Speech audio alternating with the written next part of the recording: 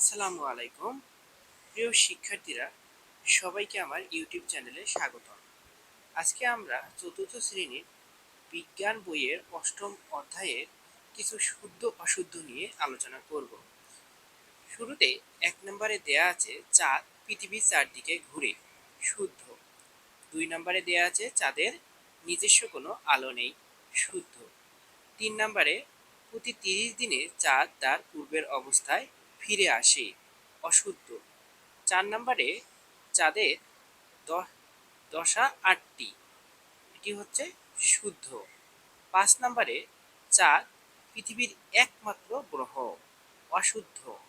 ৬ নম্বরে সূর্যের কোনো নিজস্ব আলো নেই, এটি হচ্ছে অশুদ্ধ। ৭ নম্বর টেলিস্কোপ দিয়ে আমরা চাঁদের গায়ে পাহাড় পর্বত উপত্যকা দেখতে পাই, এটি হচ্ছে শুদ্ধ। ৮ নম্বরে গ্রহগুলো সূর্যকে কেন্দ্র করে প্রতিনিয়ত ঘুরতে থাকে, শুদ্ধ। ৯ নম্বরে সৌরজগতে ৯টি গ্রহ রয়েছে, অশুদ্ধ।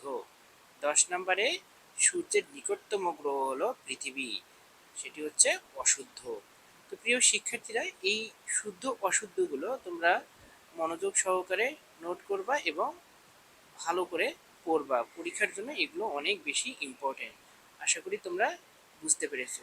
সবাই আমার ইউটিউব চ্যানেলটি সাবস্ক্রাইব করবা এবং বন্ধুদের সাথে বেশি বেশি করে শেয়ার করবা এবং পরবর্তী ভিডিওর জন্য